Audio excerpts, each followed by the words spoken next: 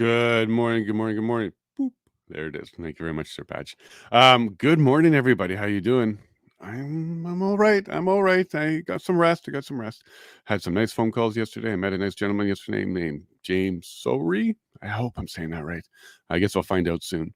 And yeah, he get to join us today. So we're gonna hear from him. He's got one heck of a story, though. This is going to upset me. It's going to frustrate me. I know what's going on here. It's going to frustrate me. And what else also frustrates me is, did you guys see? Rebel News showed up to the party.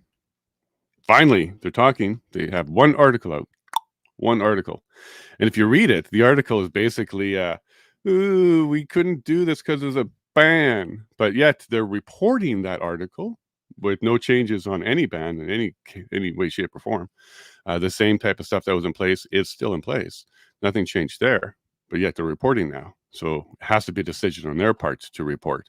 Nothing out of the court changed. So, Rebel, glad to see that you're there to bring awareness to the men, but we're going to have some questions for you, especially around that money. Ezra, I know you know that I know. You know that I know that you know that I know, right? Ezra, we need to talk and clear this up. So please do that, okay, buddy? I do want it cleared up. Nobody wants you to be the evil guy in all of this. So we just want to focus on our men and get the justice that they deserve. But anyways, reach out or don't. Just do the right thing. I don't care at this point, but jumping on this late bandwagon with a half article that you could have absolutely put a lot more information in that's all factual and true. You could have used that Newsweek article to reference it a bit more. You could have done a lot more with that article. So happy to fill you in, happy to give you information. We got our Danielle here. We got our Granny here. We got our Donald here. Happy. I just don't like the silence you're giving us there, Ezra. But in either case, if you're there, someone's there on the 25th, you guys are reporting, you're being honest, you're being truthful, we will welcome that. But if you keep doing half articles, focusing on information that's not necessary, like the ban, there wasn't a ban. You could just say, sorry, we've just been busy for a year. Okay, you could have done that. But in either case, I'm glad that more people are seeing it. That's the most important thing. And then Viva, dude, thanks for that tweet yesterday. That was awesome. Viva is now on it. He is doing what Rebel isn't doing. He is going to the source. So he's going to Gord, who wrote the article. He's coming to us. He's digging into it. He's doing his own work. So Viva, thank you very much for doing what Rebel won't. And you're not even in Canada anymore. Rebel, you should be ashamed of yourself. Like, sincerely. You really should. Anyways, there's my rant for the morning, folks, because I was happy and upset that they came late to the party, is talking about it, but they're not talking about all the details, and they're not really focusing on the men. They're focusing on Rebel, not reporting. It looks like some cleanup, some PR is happening here, possibly. But in either case, I want to bring in Granny. Good morning, Granny. I want to bring in Donald. Good morning, Donald. And I want to bring in Danielle, my favorite Twitter friend right now for sure is Danielle. I have a lot of fun with her. So good morning, you all. And Granny, you're in a different location. You're like globetrotting for us. I'm moving around the house. I'm trying to find, and I think I'm not robotic right now. You sound great. Okay. I'm just going to listen to you. All good. We got a whole week of Granny to catch up on. So go ahead. All is good. Well, I'm happy to be here, and the guys are on the move. Tony is in Lethbridge now, and I would assume Jerry is soon to be on his way that direction. Back to 22 hours in a cell. Isn't that nice? And no. Chris Lysick got his contacts yesterday after a year and a half. He has been he's been unable to see properly. But year and a half, and innocent until proven guilty, and you get to be treated like crap. Like, this makes no sense. It is absolute garbage. So, but that's why we're here. We're here to share the truth.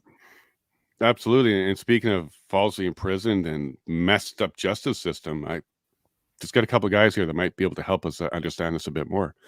Hello to Freedom George. How you doing, bud? Hello, guys. And hello, James Sowery. James, how do you say your last name? Sowery. Okay, it's like our justice system is Sowery now. Oh, hey, correct. Yeah, I'll try to remember. Okay, Sowery. Sorry, but Sowery. Listen, thank you both for joining me. What I'm going to do is I'm going to throw it to Donald quickly, say good morning, go to Danielle, and then we're going to introduce you gentlemen and find out who you are, okay? Good morning, Donald, with that fabulous view. We got a lot of comments about your camera and how sharp and clear it is. Maybe we'll have to do an episode on how you did that because you look spectacular. Or did you upgrade? Is that what happened? I cobbled together a bunch of old documentary equipment that I have here. It's pretty good stuff. I'll list it on my blog. Anyone wants to know how I do it. I think there are better ways now, but hey, this seems to work. Yeah, it looks stunning. We can make out the hair. Your beard's coming in nice. And yeah, thank you very much for setting that up. You look great. Good morning, Danielle. You look great too. A little bit dark in there, your lighting. But... yeah. It's kind of like Twitter. It's dark, her beard is not coming in as well as mine. Out of my eyeballs in here. Oh my. Live TV. We get to see it all. Yeah. Good morning. Good morning. First, you have really taken to Twitter like an old pro, and you're on day 4 or 3 or something. I still don't know if I'm doing it right. Like there's all these things you have to click on and get to, and I'm like James. We're not tech gurus. So now he's got me getting up at 5:30 in the morning, and he got me all hooked on Twitter. So that's what I do all night. Like, yeah, they're late too with me too. Like, shut up, get out of here, you bot. That's wonderful. They're on the East Coast because it's like early. yeah, and it's good work because what you're doing is you're putting out some misinformation fires. Is really what you're doing, and being able to pull up those pictures and show people like what they're talking about is insane.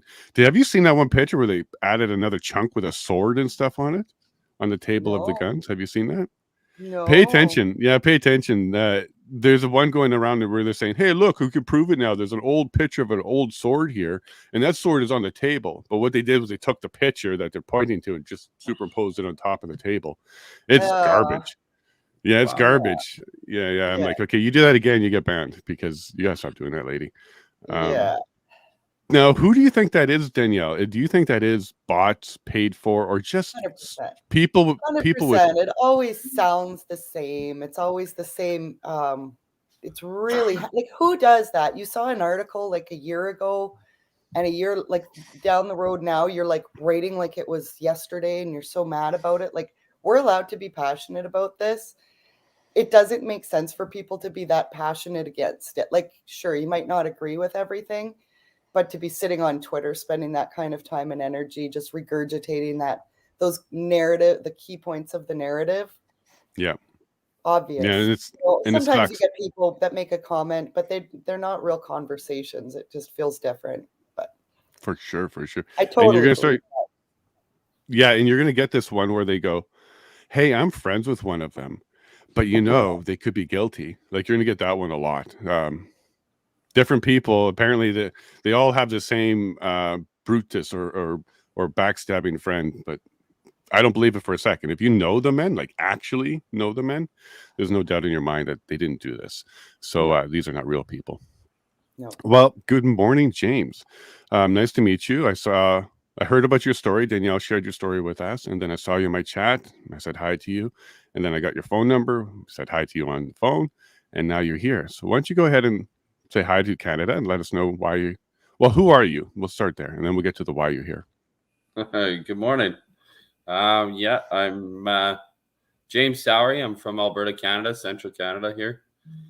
I was down at the Milk River blockade protest thing back in 2022, and I was arrested down there for running over a pylon is the story. That's what went down, and from there I went to a judge and jury setting here with a lawyer that I chose out of the yellow pages, which was a big mistake of mine. And now I have to go through the process and fight and appeal this and go back to trial again. Yeah, I'm sorry, James, about that. I've heard your story. We talked yesterday. I'm surprised. Our episode yesterday, we talked a bit about the jury selection, who's allowed on the jury, and there may be some trouble with even that jury selection. I don't know if your jury required vaccination or not, but that might be something you could look into, because eliminating people based on medical choice might be grounds for appeal, because you're not getting a representation of the society at all. So, is anyways, yeah, there may be some things around that, the jury selection. And if we can set a precedence around that you can't use medical reasons, for example, do you have heart disease? Then you can't be on. Medical questions shouldn't be part of a jury selection because they don't affect your decision making. So yeah, maybe there might be a way to appeal around that. But anyways, keep us posted on that, okay? Definitely. I'd like to see what your lawyer might be able to do when it comes to the appeal. Good morning, Freedom George. Your mother picked a great name. She picked a great name for you. I guess she knew your future was going to be full of freedom. I'm guessing your name really isn't Freedom George, but it's a great name to have. Why don't you go ahead and introduce yourself? Well, my name is Tyson George Billings. I was George Billings on Facebook when I was awakened by God and started this journey, and the people gave me the name Freedom George. That's where it came from doing everything that we were doing. You know, I started rallying and stuff, and Pat King and I had taken over the legislature in Edmonton in 2021. We spent 22 days there, and, you know, we got dragged off there, and then the convoy happened, and off to Ottawa kind of thing, you know. So we've been at it before the convoy. I was at the beginning of 2020 after my awakening. So the people gave me the name Freedom George. So hello, everyone. That's a beautiful story.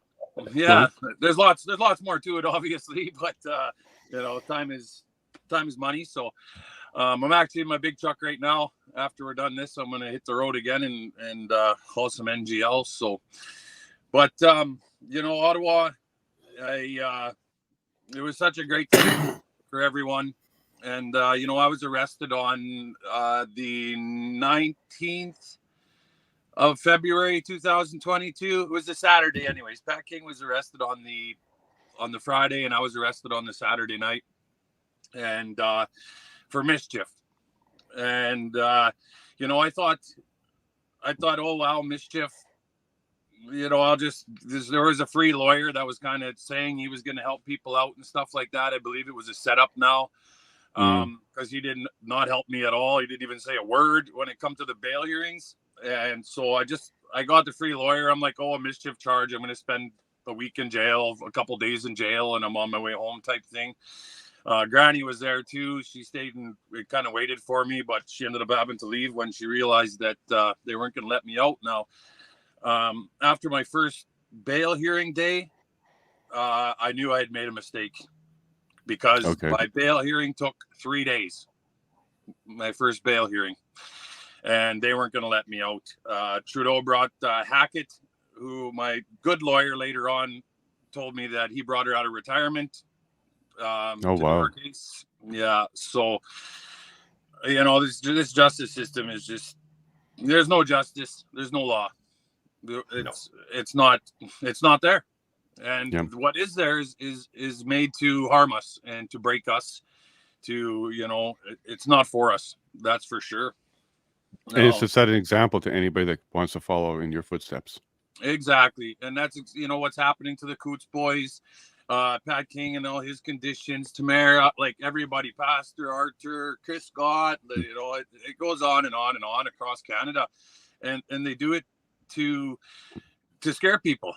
Right? They're literally scaring people. Oh, I'm not going to jail. Oh, I don't want to be like Freedom George, or you know, I don't want to be like the Coutts boys, so I'm not going there. I'm not doing that kind of thing. So it's just devastating.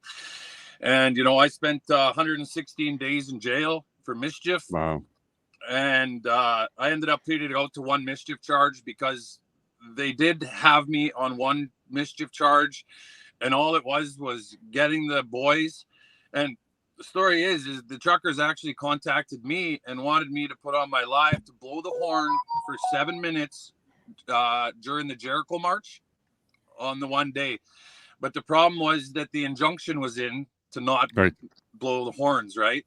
So they had me on that mischief charge. So my lawyer, like, basically told me, he's like, hey, like, why pay me another $100,000 and be on 2 years of probation and do all this stuff if you're just going to come back and end up getting one mischief charge out of these 10. He said the other 9 are complete BS. He said, I'll have fun I'll have fun in court beating these. They're complete BS, but they do have you on this one mischief charge. So I ended up pleading out, but you know, my heart really, really hurts for those boys in jail because, you know, I seen what it did to my family after 116 days. And I also, sorry, I get a little worked up about this. So you should. You're a human, a good one too. Yeah. And I do have a pretty big heart. So,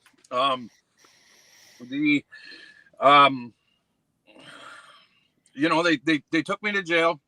They didn't even read my rights when they arrested me. So there's that. And, you know, there's stuff coming down the pipe about that in the future. But they take you to jail. And, of course, you get thrown into a quarantine cell. So I was in the quarantine cell for 13 days. And I believe I got out to use the phone twice out of those 13 days. And at one point, they wanted to stick that swab up my nose. That was the only way I was going to get out of the quarantine cell. And I said, absolutely not.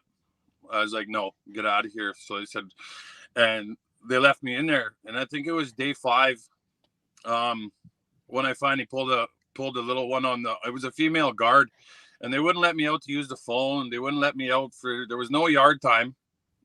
And it was just horrible. So, you know, what I did to that guard is she come up to the window, and I was pleading to get out, use the phone to get some time out of the cell. And she wouldn't let me. So I just looked at her through the window and I said, "Are you high?" And I looked her right in the eyes. I said, "Look at your pupils. You're high." I said, "I want to see a doctor. I want to see your boss." I said, "I got to file a complaint." And it wasn't 2 hours later that she let me out. She let me out of my cell. So I kind of played the game in there a little bit with that kind of stuff. And so, you know, they leave you in your cell just like the other boys, you know, and maybe let you out for 20 minutes to have a shower, use the phone, and then back into your cell. And this was in OCDC in Ottawa. Okay. And so they gave us pencils and papers and stuff, and I had made a little chessboard out of paper and everything, you know, and a checkerboard and stuff, so me and my cellmate could play some games and do whatever. And I also wrote freedom on every single brick inside that cell, all down the door frame. Good man. The roof. I had big crosses, like a 7-foot cross drawn on the wall, a 3-foot cross and a 2-foot cross on the wall. The whole cell was completely covered in pencil markings for freedom and crosses. We should be calling you Freedom Michelangelo now. Well, the whole jail cell was screaming it. I had them all rattling the doors and everything, you know. Some of them knew me from the news and stuff. And that's cool. Yeah. The guard opens the door, the one guard, and he opened the door and he says, "Holy." And I just looked at him and I said, "Freedom." Freedom. And holy is correct too. A little divine right there. Man, that guard goes, "I'm so sick of freedom. I'm so sick of hearing freedom." And I said, "Well, let me out then." No kidding. And what a weird statement for him to make. I'm so sick of freedom. I'm so sick of hearing freedom. Wish we were not having to say it. I agree with him kind of on that front. Let me just jump to Granny here quickly, George, if you don't mind, and I'll come back to you for sure. Granny, so you met George in Ottawa, and is that the first time you knew him? Like, is that the first place you met him? No, I known George for a while. And when I found out George was going to Ottawa, I actually started sending out messages to support him because George was he was taking his tools and air compressors and stuff. If anybody was going to be on the side of the road broke down, George put a post out saying, "I will be there to help you." And I said, "This is exactly what we need. We need this kind of person in the convoy because it happens. People break down." And George was going to be there for them. So I started putting out, please send some fundraising George's way. Even my own daughter was sending money to George. Like, those are the kind of people. He's got a big heart. So I had seen George. I was trying to find him. But you can remember, there were a lot of people in Ottawa. Yeah. So finally found him. It was funny. I was standing beside him, and you got to remember, we're winterized up. We got toques, we got jackets, we got scarves. We're cold. And all of a sudden he's talking, and then he looks at me and goes, Granny! And he gives me a great big hug. And then a couple days later, he was arrested. And so I sat around, and I was outside of the remand that he was in. And I kept waiting. I watched part of the bail hearing online. And all of a sudden, I looked at the lady I was traveling with, and I said, they're not going to let him out. And they did. I cried. Laughed. I'm going to cry again. It was hard. 100%. And I can see it. You remember that now. You can still feel that now. Yes. I'm sorry you had gone through that, Granny. Ooh, and I love your plaid today. I just want to say, good morning, Donald. Now, you were listening to Freedom George. Sorry, Granny. But you were listening to Freedom George, and you could probably remember some of this. You may not have written freedom everywhere, but you want to kind of tell Freedom George here, and James what you went through, and maybe kind of let them know that you know what this is. Or you mean my personal life back when? Yeah, yeah. You didn't write freedom all over the walls, but you know what you went through here. Okay, all right. Short story made no short story made long. No, maybe not. Okay, long story made short. I had 3 lawyers and 3 corrupt lawyers and a corrupt Ontario Provincial Police Detective Sergeant who took a bribe. All fabricated evidence against me while I was in Asia, saying that I had been served with an order to appear in a civil case that my business was having in Canada. And I ended up doing 63 days in solitary confinement, convicted of contempt of court. Now, I was vindicated later, but even by the commissioner of the Ontario Provincial Police put in an sworn affidavit in my case saying exactly what I just told you, that 3 corrupt lawyers and one of his men took a bribe, and he included a corrupt judge in there too. Nice to see. So I was vindicated, and I think history will vindicate Freedom George and a lot of other people. When we see what happened here. But all I can say is I know what prison is, I know what solitary confinement is, and I know what writings on the wall are. So, hello. We know exactly. Canadians know exactly what happened, and I think that history will vindicate you and so many others. I 100% agree with that, and that's our mission, isn't it, Don? To kind of find justice for these men, all of them. Thank Absolutely. You, Don, for that. And then Danielle, you're the one who brought the story of James to us. You've been following it. So we'll be talking to James some more about his story. But from your perspective, you've been following it. And what are you seeing here? Is he a vicious pylon killer or what? Definitely not. He's a very, very nice man. He seems to be very much just grounded and genuine, nice person. So in my documents, I had obviously the details surrounding somebody getting arrested coming out of Milk River on the 14th. And we had a bit of information in the news, just kind of that had happened. They claimed that James was the 14th person arrested in Coutts. So they kind of added to the number, they've got the 13 that were arrested previously, and they were bulking numbers up at that point, I believe, because in the press since then, it's been bulked up as being the 14th person to be arrested in association with the protests. So to me, it just looked like a lot more. They're trying to build up their case. Unfortunately, we didn't even know James until fairly recently. Where did we meet James? Something recently we met at and kind of got his story. And I said right away, I says, "Oh my gosh, I wish we had known about you. I wish you had reached out, or we had tried to find you earlier." And he'd said, "Well, I'd been advised not to say anything in public, like to say anything at all." He'd been advised by his lawyers, and I think some of the others arrested have been advised that as well. Well, we were told that in the beginning as well. Don't say a word, nothing by lawyers, our lawyers, like telling us that. Don't say a word to anybody. it's going to get you in more trouble, right? And people, we were all like, we're not criminals. James isn't a criminal. My friend Tony isn't a criminal. We're not criminals. We don't think that way, right? So we just kind of do what we're told. And unfortunately, I think James's story was too quiet for too long, right? We kind of had a bit of information on him, but aside from really digging, we were kind of sad to find out that he had already, you know, by the time he had been convicted, it was almost too late to even try to help him. It was, now we're looking at helping with an appeal, right? Or what we can do to help with that. And there's even some strange situations going on around what he was advised with waiting for the appeal. So it blew my mind. It scared the crap out of us when he was convicted by jury in Lethbridge, unanimous decision that assault with a deadly weapon for a pylon was a logical decision for those 12 people. We're just absolutely stunned. I do believe that his lawyer probably, you know, as you can see in these pretrial motions that we're going through right now, there's a lot to go over. There's a lot of applications that have been made, but it's because there was a lot of screwing around, right? Yep. And so a good lawyer will find the screwing around, and it's not like a magic wand in the courts, like, oh, you broke the law, away with you.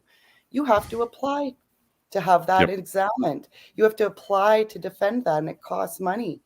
And it means having a good lawyer too, that that's actually going to dig around and make those applications. So we're not entirely sure what applications were made for James before. We know some of the challenge for causes that were asked and this and that, but it's just really sad to see it come around that way. And it was really scary for us to know that a jury had made that decision.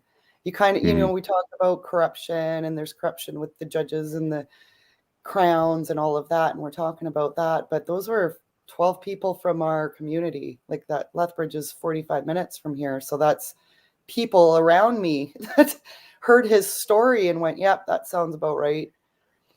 But it may not have been all the people around you. We're still stunned by it. And we definitely want to help James out as much as we possibly can, and get some awareness around that for him. He definitely needs help with fundraising as well, right? He's stuck. He's been put through the ringer financially as well. And, you know, not driving, that's his profession. So, I mean, we have two questions for you there, Danielle. Anything about the publication ban that would cover James? That would have been done in his personal hearing. Like, this is completely separate. I'm just talking about the one that we know about. Exactly, that's my point. So the one that we know about, the publication ban, that would not have affected James. That one wouldn't have not. No.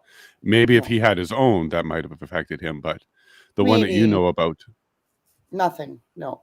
Okay, and we'll get to James in a second. James had been mentioned in an ITO, which he was, like, he didn't know these guys. He was in Milk River. This was Milk River and Coutts. Even in my mind, I'm kind of tunnel visioned on Coutts, so Milk River's got its own story too. So not even close to being the same thing.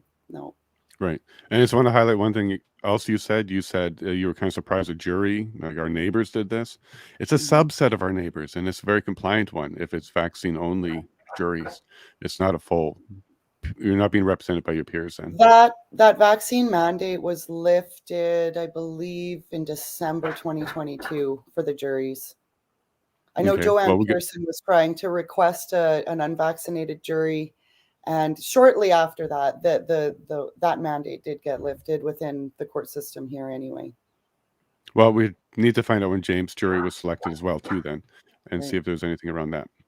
James, let's go ahead and tackle some of these issues. Was there a publication ban for your case at all? Do you know? No, there was no publication ban. There was actually not much information on my case, even during trial. Rebel News was there, but other than that, CBC showed up. I believe it was CBC. They showed up for the final day of my trial and sat there near the end and never really publicized anything until after the court case was finished. I think they're waiting for the guilty story. They're waiting for the guilty story. Yeah. And then the second part, do you know if your jury was selected before that restriction was lifted on vaccination? No, I'm not sure if they were or not. I believe that it was a part of the process as well. Whether you were there, there was a questionnaire that each jury member had. Like they had 3 questions to be selected from that we could select the jurors from.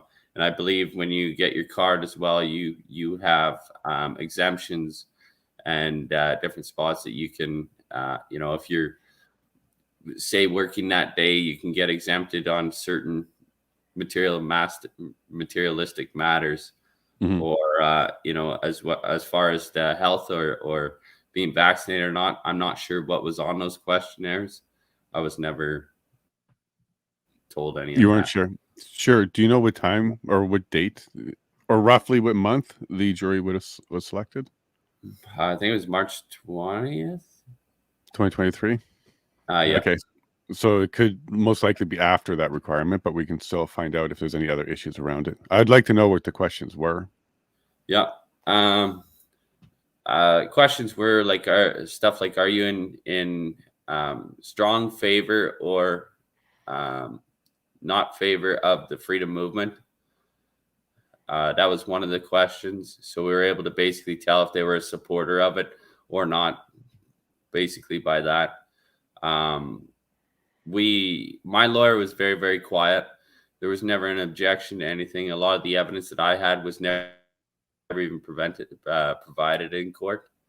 The only things that were provided in the court was a reenactment picture of the police officer standing beside his car and a pylon pushed right up to his bumper, as well as basically his testimony and my testimony. There's a few other people that testified as well, but they were irrelevant. They never even seen the incident or anything. So there's not much evidence provided. And I believe that was an obstruction to the jury members. They never had all the evidence. And for a police officer to reenact the scene 2 weeks before trial in a totally different city than where it actually happened and enter that into evidence, and the judge agreeing to use it as evidence and my lawyer not objecting to it, I think that was a huge hinder in my case. There was lots to it. I was stunned. I've never been in trouble. I've never been charged, never been convicted up until now. And I've never been through this process. This is all new to me. So I just kind of sat there and, took it basically. Now, the assault, because this is assault with a deadly weapon, is that the charge? Yeah, I got charged with assault with a weapon and dangerous driving. So when I left Milk River, I left the protest. I pulled over on the side of the road to do a proper pre-trip inspection. And from there, I could see the check stop they had. And they actually testified they used a measuring device. It was 351 meters from the check stop is where I pulled over. And I did my pre-trip inspection. And from there, I proceeded to drive towards the check stop. The officer was sitting in his car. And as I approached it closer, he got out of his car and stood beside his driver's door and gave a waving hand gesture, which he testified he did in the courts. I took it as a sign of goodbye and kept going. I never stopped. And as I went past the checkpoint, my front driver's tire clipped the pylon. And middle of February, the pylon bursted apart. It's a 50,000-pound truck. It's not just going to bounce over it, you know. And I believe it scared him and put him into shock or whatever story he wants to put out there. Did he provide any evidence that he had psychological care or any type of like PTSD or any type of anything after that? Any care? Well, he testified he went back to work that afternoon. He testified he went to work the next day. He testified he went to work the day after that. So he said no therapy.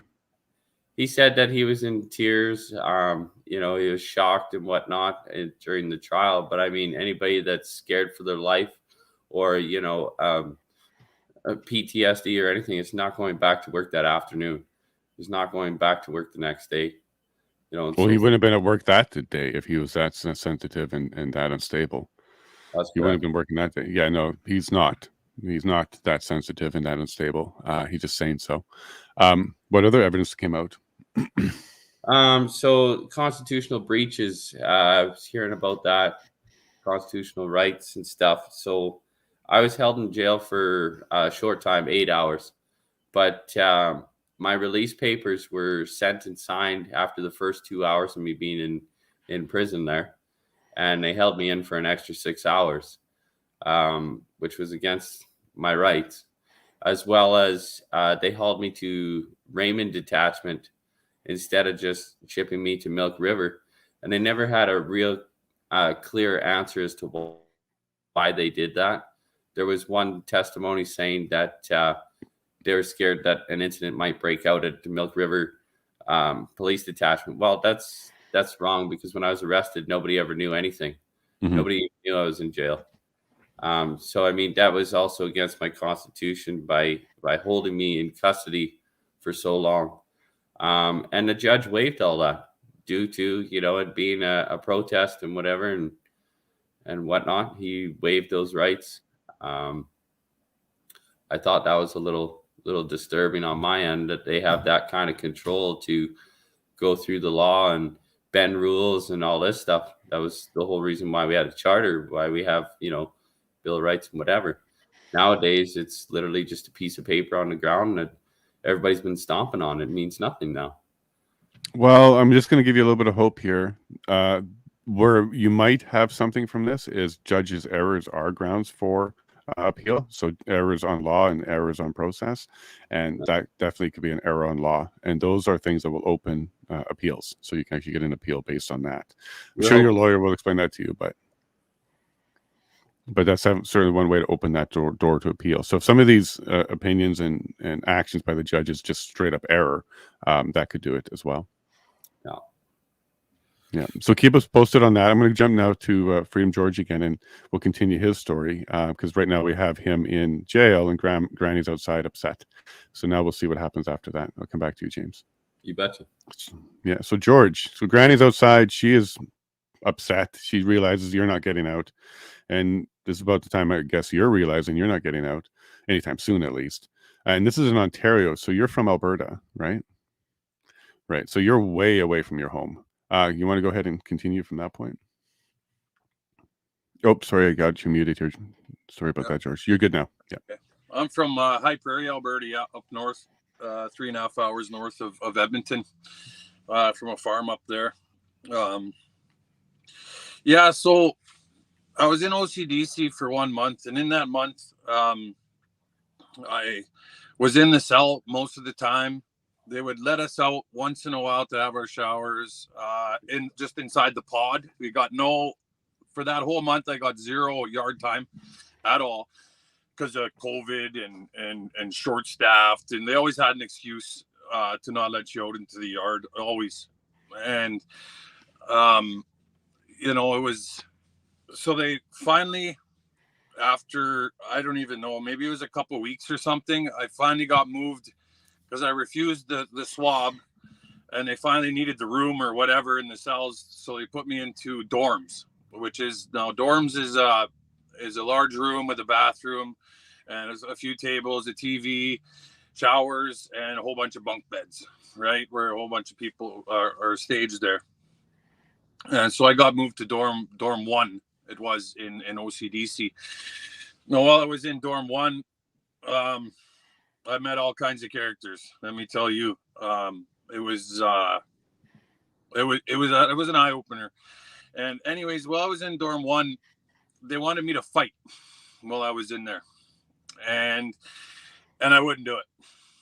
I wasn't going there. And they're, why you don't like violence? And I said, no, I was a violent man for a lot of my life, and I'm not like that anymore. Blah blah blah. And they ended up kicking me out of the dorm because I wouldn't follow their rules. They wanted me to fight.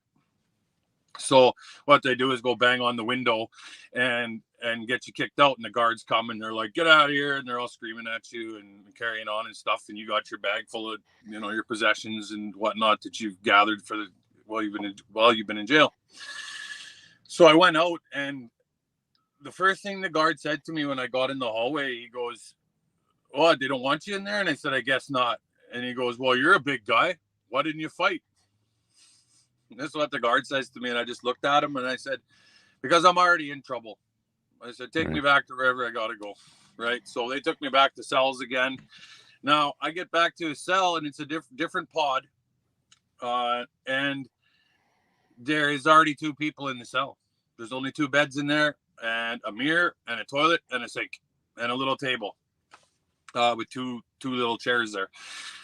So I had to sleep on the floor with my mattress. Jeez. 3 of us in the cell beside the toilet. So I did that for one night. And then I was lucky enough that whatever, they had another spot for me. And no, they pulled the one guy out of the cell is what happened. And then there was 2 of us in there. So it was back to normal. But even in those little cells, 2 people, like there's no privacy. There's nothing. You're literally going to the bathroom right in front of your cellmate, right? Mm-hmm. And so I spent the rest of the month in the cell. And then all of a sudden, 9 a.m.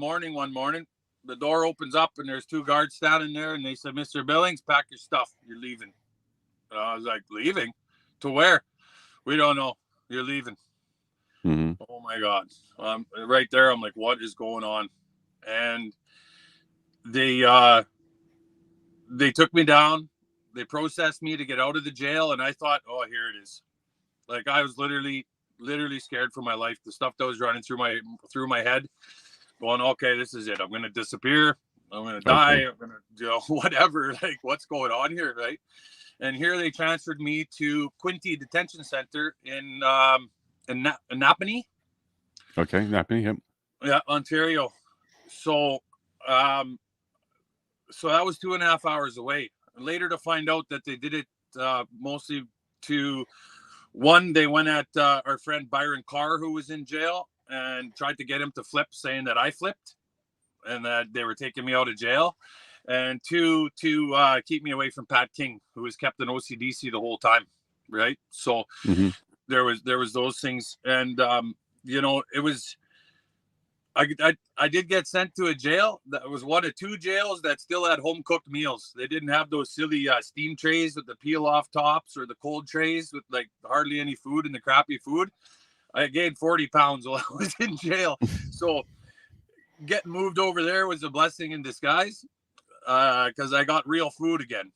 It wasn't the greatest food, but it was all home cooked right there. You got desserts, you got all kinds of stuff. Now in Quinte Detention Center, I went straight into a dorm. And while I was in that dorm for 3 months, by the time I left, I was second in charge in the dorm because I had been there for so long. And it goes by time in there, right, as you climb the ladder. Basically, right. I was running the dorm with the other guy. And there was no fighting in the dorm while I was in there. I got a tattoo. I got a cross tattooed on my arm. I learned how to tattoo in jail, or how it's done. But I also learned that criminals just come and go in there, hardened criminals. I watched guys come in and leave before I was out. And these people were telling me stories about they're dealing meth, they're dealing fentanyl. They literally, if they don't like somebody, they'll fetty them to death, which is give them a hot dose of fentanyl and kill them and stuff like that. And like, they're coming and going. Well, I'm in jail for exercising my rights and being peaceful the whole time. It was just baffling. I learned how to make brew. They make brew with the sugar and they make the yeast and everything inside, so you can make alcohol. I learned how to do that. Something to do. I read a lot of the Bible in there. The big thing I did notice too is they just line up for the drugs in there. So what happens is when you come in, you get to see the doctor, the psychologist, and all that stuff. And these guys that know the system, they lie to them and say they got this problem and that problem, and I can't sleep, and they make up all these stories so they get more pharmaceutical drugs. Right. Now they come around in the morning and they come around at night, and when they do, all those guys just line up like cattle, and it's just disturbing. They'll hide it in their throats. Some of them will drink a bunch of water before they'll choke it back up, and what they do is they crush it up and snort it, or they trade it for food or whatever inside there. It's like the system is not made to help them inside there.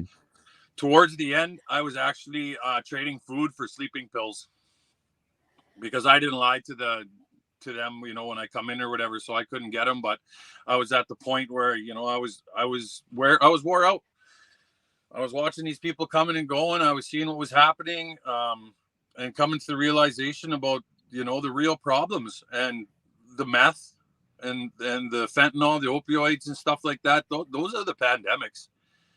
Those guys are coming in there, and the stories they're telling me and the things they're doing and stuff, it blows your mind. But, you know, I didn't stop working while I was in there, changing people, talking to people, educating people, you Good know, work. and did my best in there just to keep my head up. But I miss my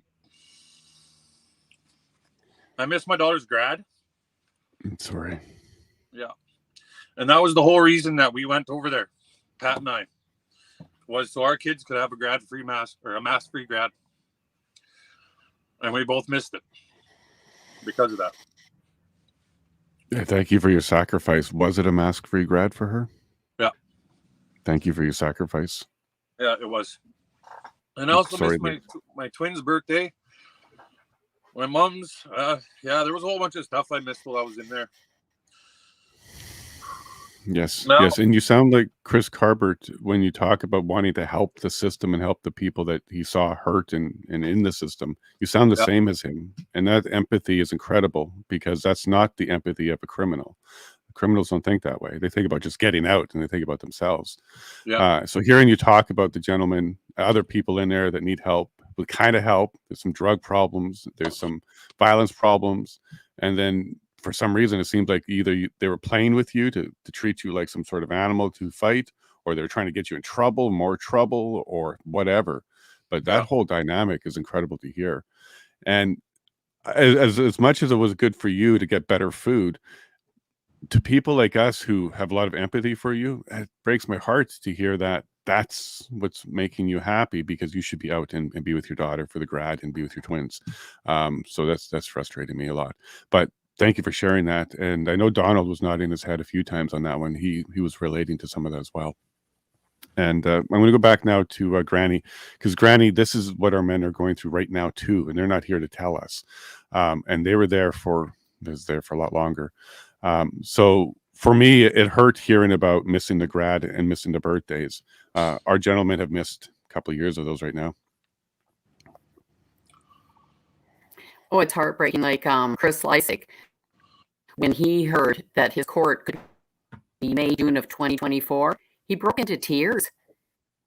He said that will be 3 birthdays he misses of his daughters. Yeah. Like, these people are real, and that's what everybody has to put a human touch to. Listen to George and James here. And that's a fraction of the men are going through. Like, it's extremely sad. 100%. And then Don, I can see some empathy in your eyes, because you understand completely. Look, first of all, prison is very tough. They kept me in solitary only because that's the only way they could keep me alive as an ex-cop. But I was frightened to death they were going to put me in with the real population. And so I had it much easier than Freedom George and a lot of other people. I really did. There was a reason for it, but I had it easier. But, you know, all of this was staged theater. The guards know how to use the prison to punish. And they didn't like the Freedom people at first. We've heard that they came around. But also, the government is using prison as punishment for a political act, for being a political opponent. I mean, that's exactly what all this was. And there was a large measure of theater to this. When I think of a transport truck hitting a pylon, and that being turned into what it was, that was theater. It helped declare the Emergency Act. That was another real, terrorist act down on the border there. And I mean, that's what all this was. And when they kept them in jail and continue to keep them in jail, that's political. And part of staging in theater are actors, people who act. And it sounds like this officer was acting about his pain and suffering. And that's sad because there's real victims who really go through this. And he's diluting that as well.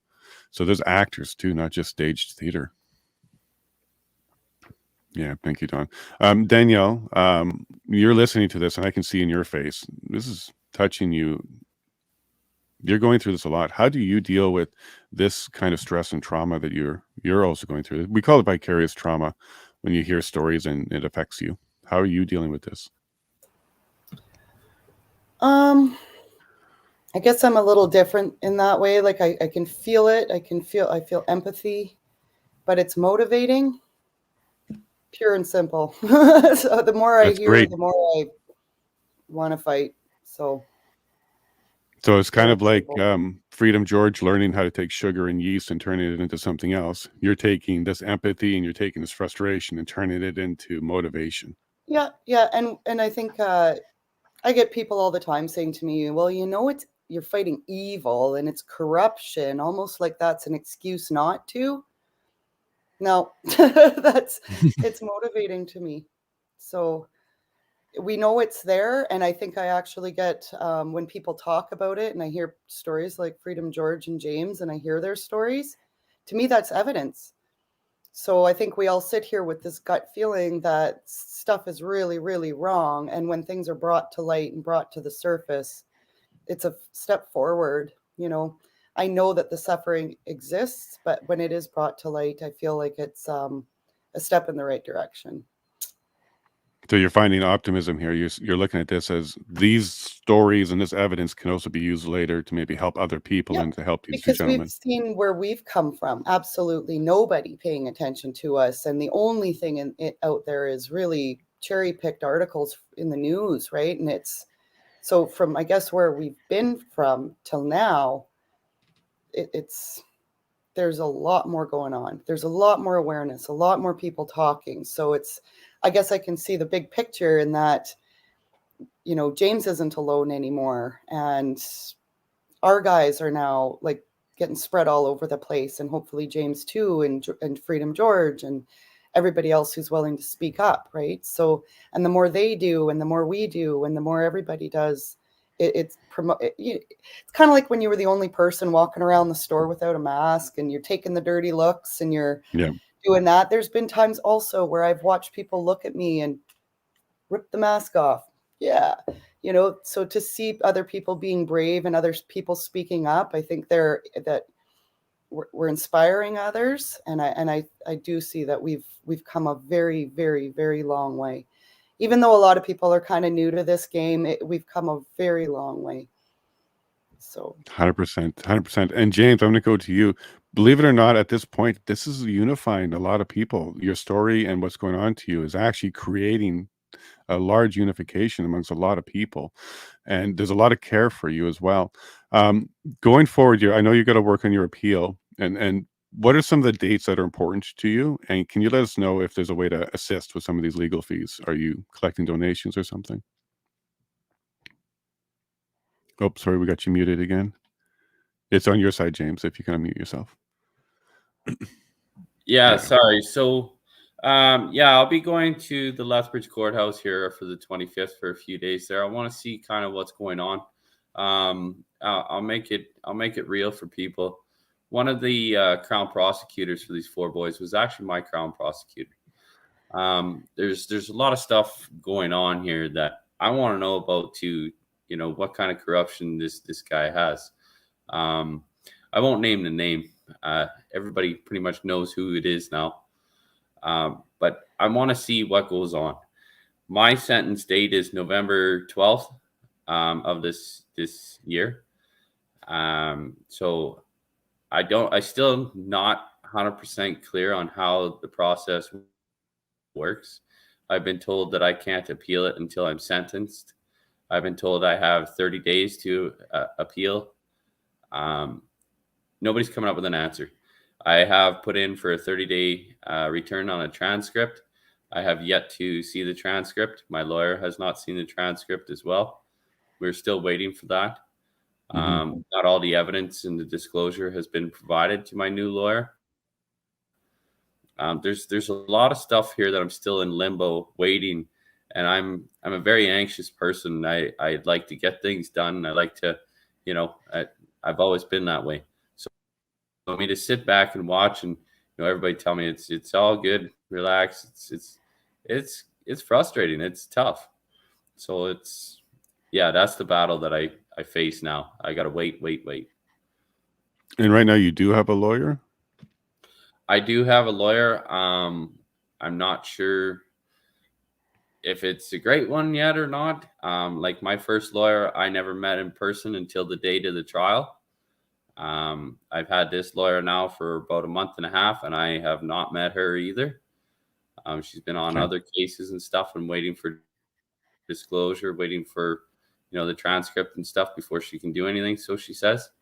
So it's just a waiting game, and it is very frustrating because I have a lot of questions, and a lot of it come from people like you guys. I've never been in a system. I'm not good at this. I'm an oil field boy. I've worked on the rig since I was 18 years old. I'm not a lawyer. I'm not a doctor or anything like that. So this is all a new process for me. Are you having trouble finding work now?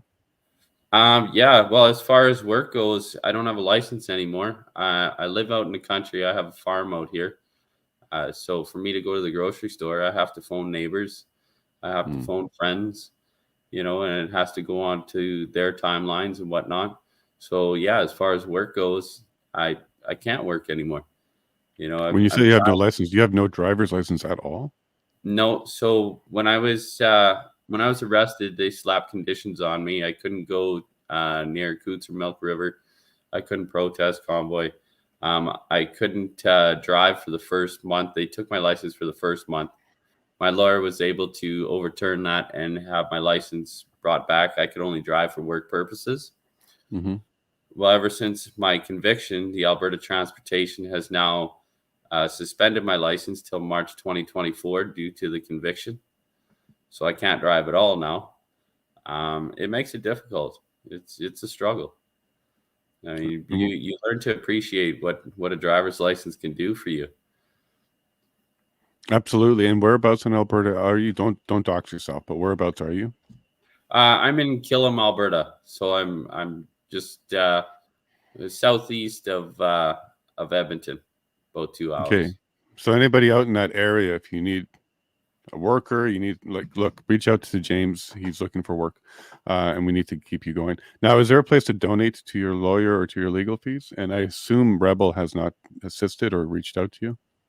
So during my first trial, the Democracy Fund stepped up 2 weeks before my trial date, and they came up with $16,000 to pay for my lawyer at the end of it all. Now, due to my conviction and stuff, it's been very, very hard to fundraise. I've gotten lots of messages from different people and trolls, I guess. So I've kind of gotten discouraged and just kind of laid low. I do have a Give, Send, Go going, but it doesn't. I haven't been promoting it or pushing it. I'm just kind of in a loss, just waiting it out, I guess. I don't have much going on.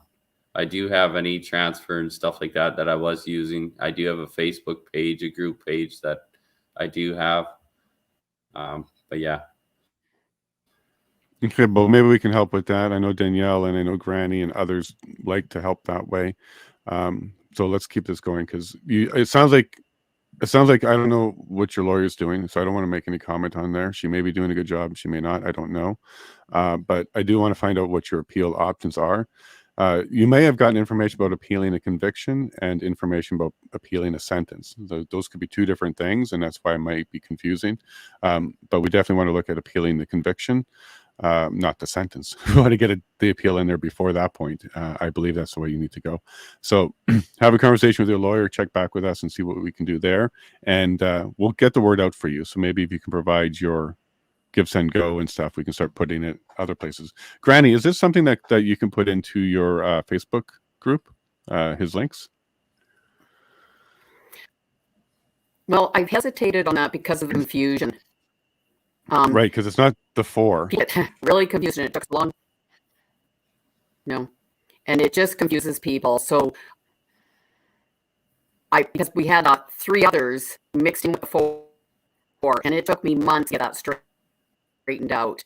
And then when we mix James in there, people get really confused. So it's really hard to try, and we want to help James, but then I get everybody all confused, and I'm trying to fight and fix and get everybody straightened out on that. So somehow we need to help James get his own identity, and because I know that people want to help him. We just got to figure out how. And we will, because we're going to let him do something on his own. Anyway. Yeah, 100%. We got to noodle this a bit more, and we'll think about it. Danielle, you kind of mentioned Democracy Fund is tied to Ezra and Rebel. I believe that's where they're donating or funneling the money or something like that. Do you have more on that? Yeah, it's just the tie-in between, we were talking the other day about truckerlawyer.ca, and now it's Alberta Trucker. That all is, you can kind of tie all that back to the Democracy Fund. That's all I really know about the Democracy Fund, is that it is a Rebel News thing. Okay. And Freedom George, we'll come back to you.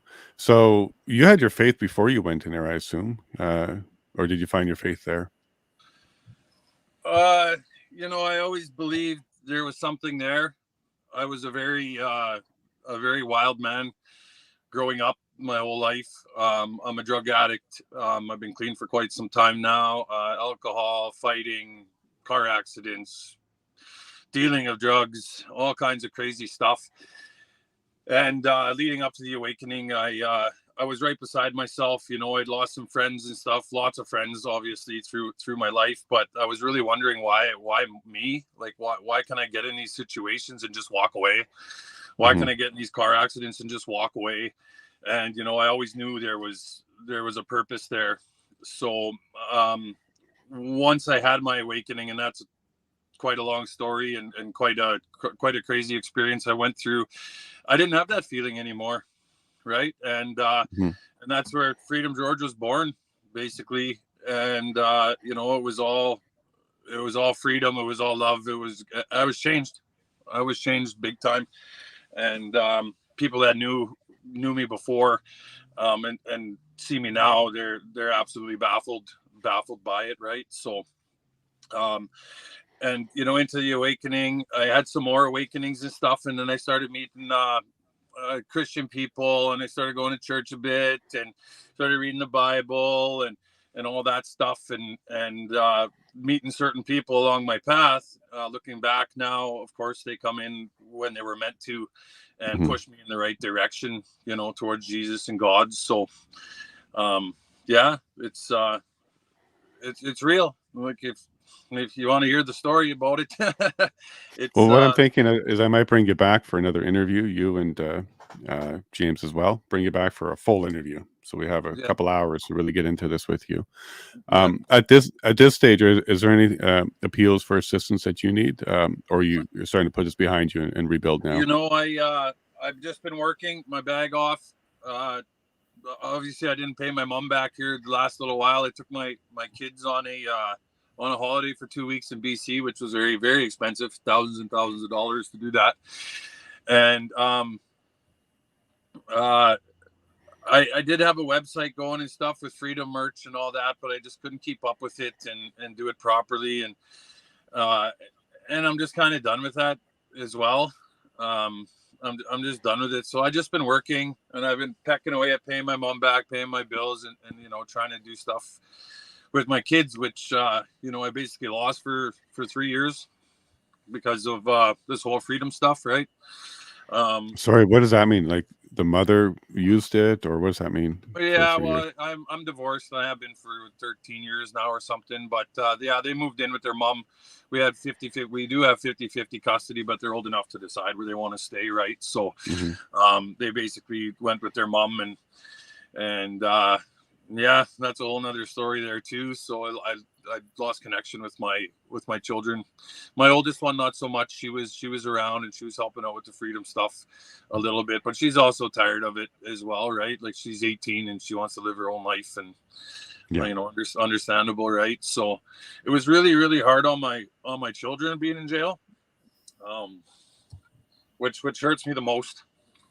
Yes. And then seeing my parents when I come back, especially my mother.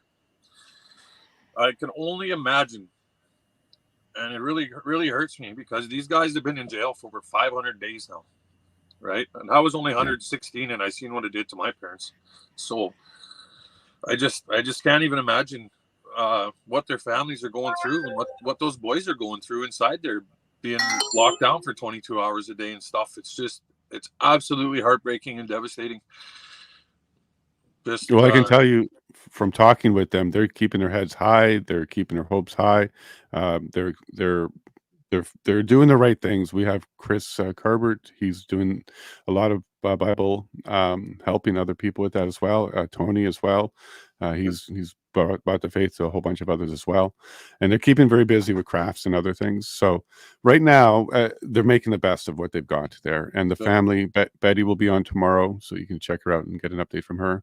And you're not wrong. You're not wrong. But I just wanted to let you know that currently the men are keeping their heads high. They're hopeful, and they're confused, but they're paying attention. So hopefully they're going to get some answers next week. Are you going to be able to make it down to Lethbridge? I'm sorry if I asked you that already. No, I'm working here.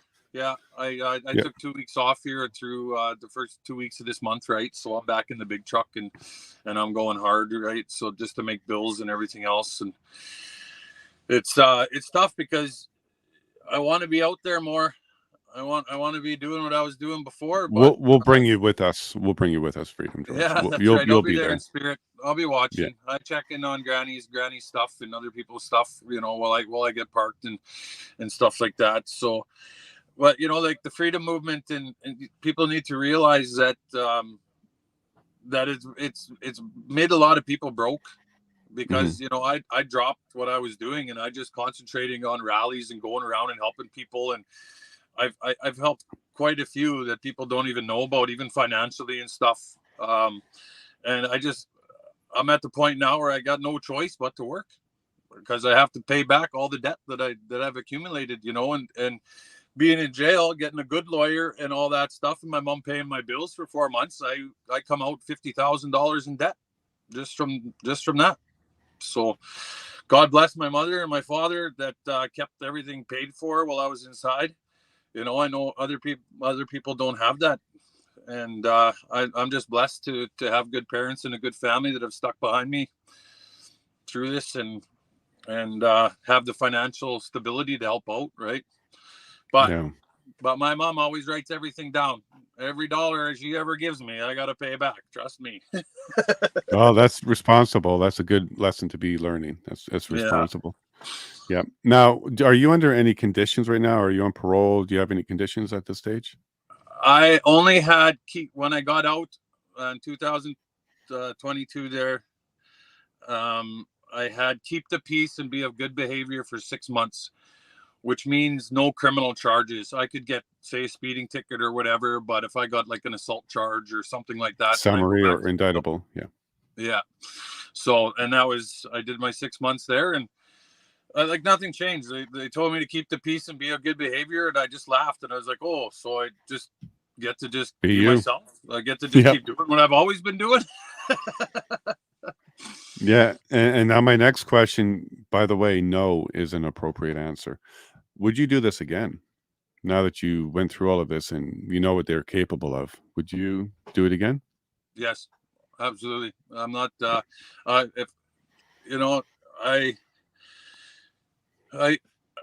can't even explain it. I got something burning inside me, and I know many other people do too. You could throw me in jail all you want. This is for the kids, right? This is to stop what they're doing to people like me, people like the four boys, people like James, Arthur Pulowski, Chris Scott, Chris Barber, all of it.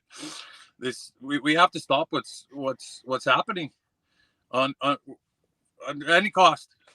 I'll do things differently, obviously, but the next big push is I'll be there. I'll be there no matter what. Yeah, and that sounds like an innocent man who knows what he was doing. Absolutely. Yeah. James, I'm going to come to you. I am not going to ask you that same question because you still are in the process and you have an appeal and things like that. So I'm not going to ask you that same question. But other than that, what does your future look like? Of course, can you get your license back? Like, when does that happen? I think you said March, right? Next year? March 2024 is when they said my license could be reinstated through the Alberta Transportation Board. As far as the sentencing goes and stuff, that's through the federal government. I'm not sure yet what my sentence is. I still. Did you say federal government? Yeah. So I was charged with assault with a weapon and dangerous driving federally through the Court of King's Bench. Whoa, I didn't know that part. Why? Did they explain why, and why did your lawyer allow that? Due to the protest, I guess. It was all federally done. That's interesting. Danielle, I'm actually going to go to you on this one. They're in provincial court. They're in the Lethbridge provincial court. So are they federal in any way, shape, or form, those charges?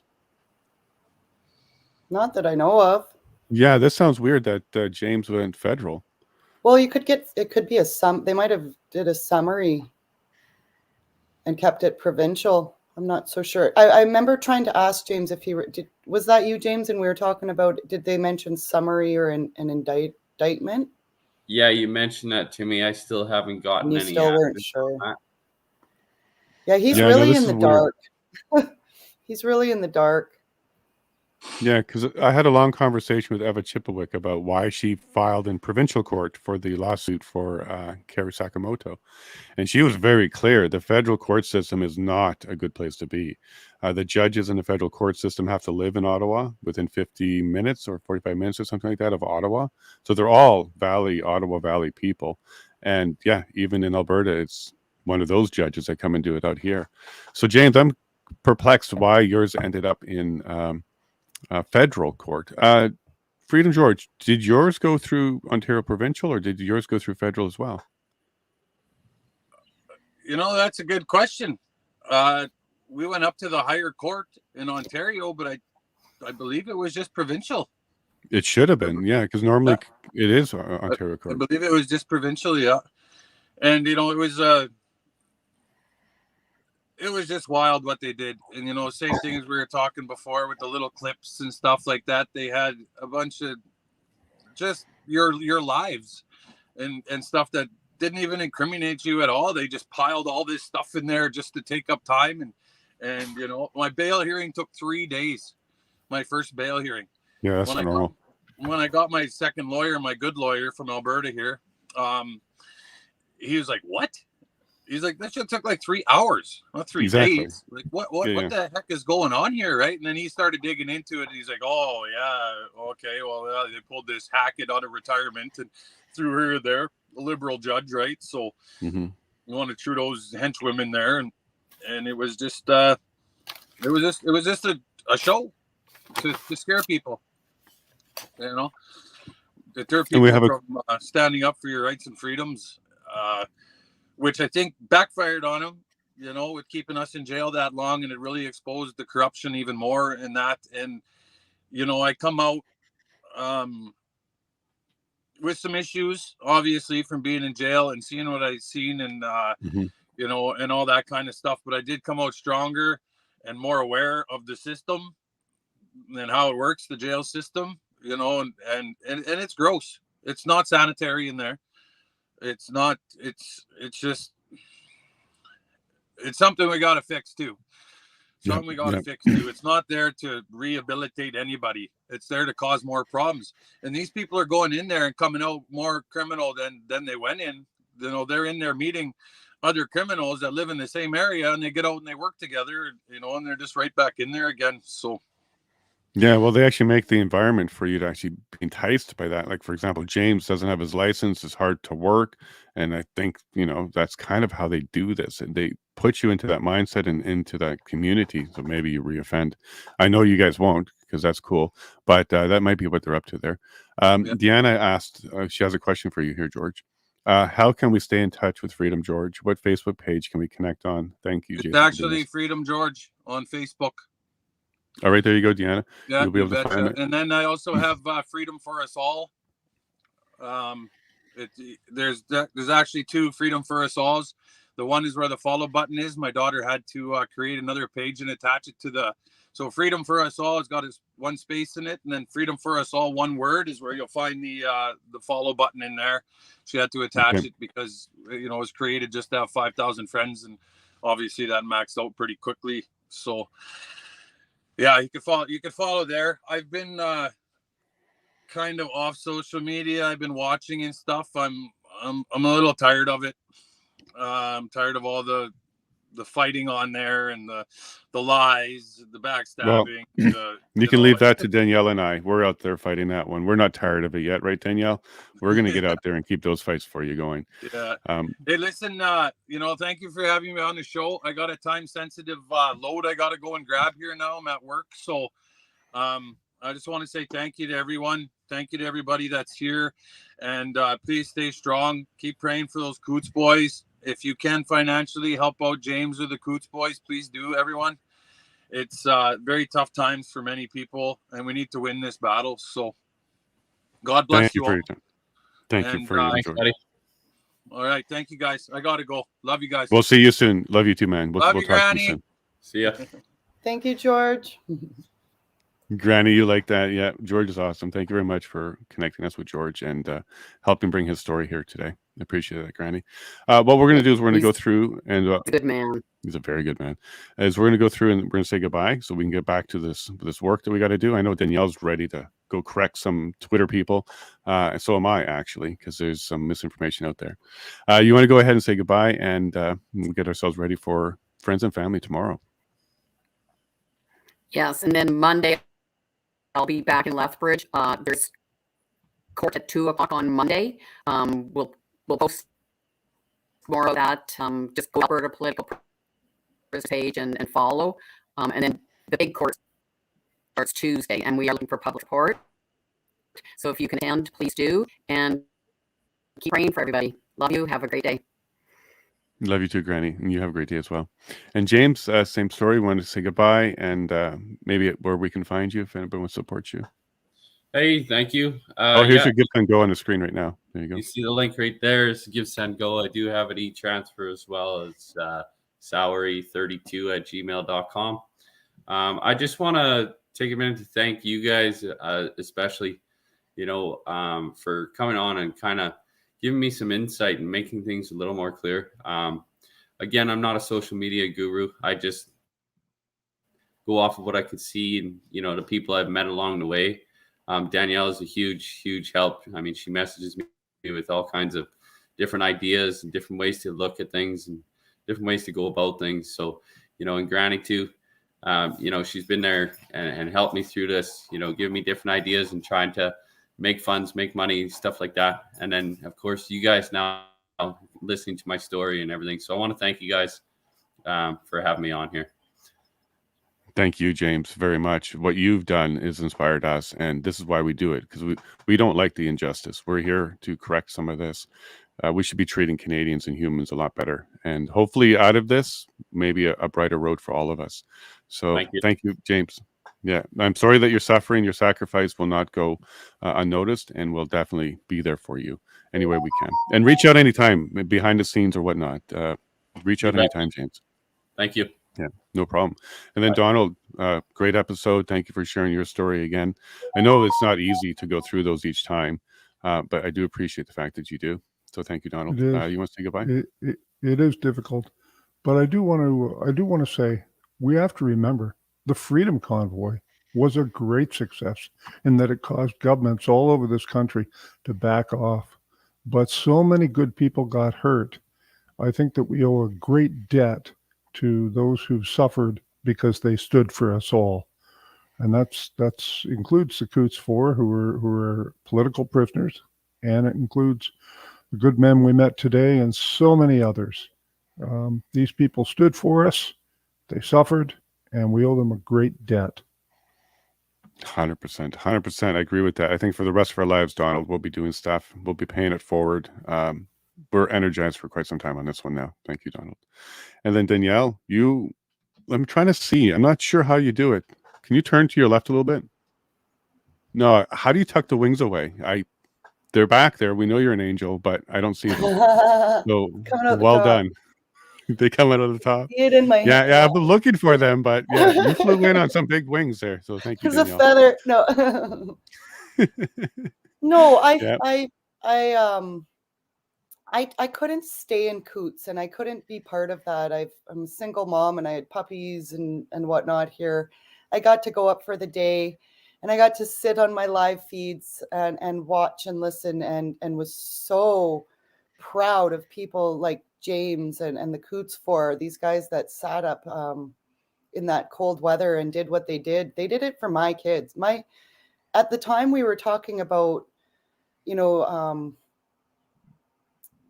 my kids had been wanting to talking about going to trade school, and we were kind of going through different trades that they could get into, and all of a sudden that option was just gone. And as a mom, that just, I couldn't wrap my head around the fact that I literally can't plan for my children to go to school right now because they're considered too diseased to do so. Right. I've laughed before. I'm like, I nursed my kids for a very, very long time because I was told that they were going to be healthier, more robust immune systems. I blew my body out doing it. And now that's not counting for anything. They're not allowed to go to school because they're considered too diseased. So when these people were sitting, Granny and everybody in Ottawa and in Coutts, when you guys were there, like, I felt that you were doing, it's just the tables have turned. Now I can help you right now. Like I can help, like you help me. Because once those mandates were lifted and my, you know, the thought of them not going to school, I mean, it was not a big deal that we didn't go out to eat and all those other things. We're pretty happy on our own anyway. But some of those things were really affecting me. So I couldn't thank these people enough at all. They didn't know me, and they weren't just there for their family and their kids. They were there for me and my kids. Yes. You know, and so and everything changed after that. I really hope that they truly understand that, and especially the Coutts Four, who haven't got to be out here living it, you know, since then. So it's just an honor to me because I couldn't be there, and I actually had a lot of guilt that I wasn't in Coutts and I couldn't afford to go to Ottawa and all of that. I felt guilty for not being there and not being able to go. So I think a lot of freedom fighters, you know, as soon as those mandates got lifted and everything was back to normal, a lot of people put their flags away and kind of forgot. And the rest of us that kind of stayed on and really understood the bigger picture, there is a lot of fallen soldiers from that, you know, that are going to need a lot of attention for a really long time. And I think it's huge. I think that, you know, the protests and everything last year exposed the media, it exposed the government. Pharmacy had already kind of done their own exposing of them own selves. And now this, I believe, is where the justice system and how the law and the politics kind of, there's that fuzzy line. I believe that this is that movement now to blow the top off everything. Yeah. Yeah, so maybe we'll end up with our justice system after all. Maybe it will go back to the way it should be, and we'll get this worked out. Yeah, I'm hoping we end up with a Alberta police force out of this. I hope that a lot of this will show the RCMP corruption. I hope that we'll also get out of the federal judge system, and I hope that Alberta has their own judges now. I hope there's a whole bunch of things that we change, and if this is the way we get there, sorry, James, sorry, Freedom George, but then that would be worth it. But we'll honor you and we'll thank you for your sacrifice. It's like any other war, James. There are victims, there are people that have to take the shots for us, and freedom is messy. 100% is messy. But once we get to true freedom, it's worth it. So, James, thank you very much for your time today, and we'll definitely stay in contact. Hopefully somebody around you has some work for you. Maybe they'll reach out, pick you up each day, you know, get your things back in order and get back on track for you. I'm very sorry that they came down like this on you, and I really hope you get your justice one day, James. So let's talk again soon. And then Freedom George, same story. Oh, sorry, James, go ahead.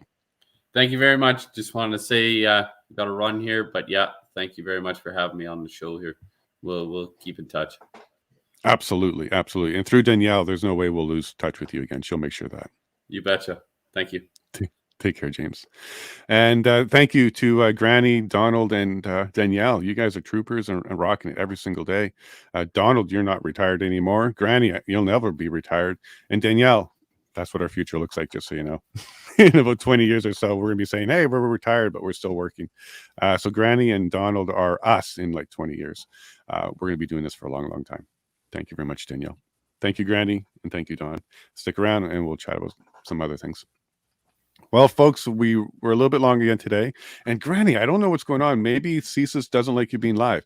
Before the show, Granny's audio is wonderful. We tested it even a couple nights ago. We were testing out some new equipment. It was wonderful. It was fine. But then as soon as she starts sharing her heart about the men, you hear it. You hear it. But in any case, we're going to work on that with her. We have some things we can do. We might be able to get her some better internet, et cetera, et cetera. But thank you all for joining me today and the rest of the panel. It was wonderful to meet Freedom George and James Sowery. Sowery. I think I got it now. Wonderful, wonderful human beings. Now, folks, if you're just tuning in, learning who these gentlemen are, was that anything like the press said? Did they need to be in jail for that long? Did they have to be going through this? Was there enough to convict? Really?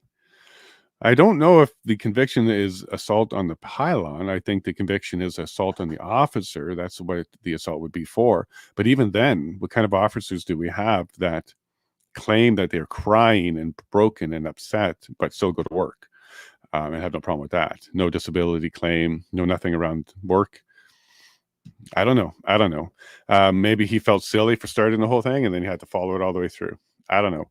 But to that officer out there, if that's what you did, karma doesn't forget. So if you're having a really, really, really, really bad day and something's going really, really wrong for you and you think it's not right, just remember what you did to James. Then you'll understand why that's happening to you. Karma doesn't forget.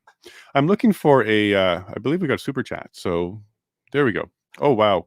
$5. Let's go. Let's go. Let's go. Ooh, thank you very much. Ukulele Kenny. Is that right? Ukulele Kenny. Thank you very much. I appreciate that. We don't ask for them, but we will certainly appreciate it. And we'll make sure that it helps a little bit to keep the stream going. All of those super chats go straight to just covering. Actually, Rumble has costs and other costs around those. So thank you all very much for that. I appreciate that.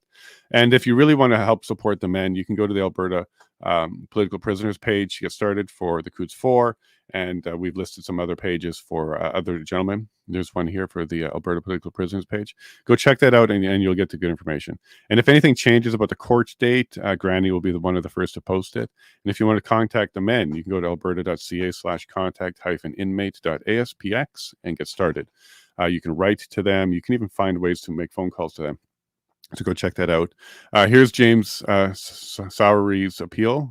Give Send Go /James Sowery appeal if you want to contribute to him as well. It's ridiculous what happened there, in my opinion. So he definitely needs to find a way to appeal this and get back to life. I don't think they should be taking away his license or his ability to make an income, even with a conviction. But it's a dangerous driving conviction. So that will be what the Alberta transportation would be saying. Dangerous driving convictions are something that they take seriously. It doesn't really matter how the conviction happens. They don't look at that part of it. They just look at the conviction and move ahead with the penalty. So I understand why they did it. I just don't like it. I don't like it at all. We shouldn't be penalizing people for making an income. You're just putting them into a tougher situation. So thank you all very much. We ran a little bit late, but these men are worth it. All of them. Today it was the four, Coutts and James and Freedom George. Do stay tuned. We're going to be here tomorrow with the friends and family. It's going to be a good episode. I am now in contact with all four men. We exchange text messages now, so I'm able to get more of what's going on, and I'll be able to share that with you tomorrow as well. So looking forward to seeing some more of the friends and family and getting an update from them. And thank you all very much. You know how I feel about you. Canada, I love you a lot. And don't forget, God bless.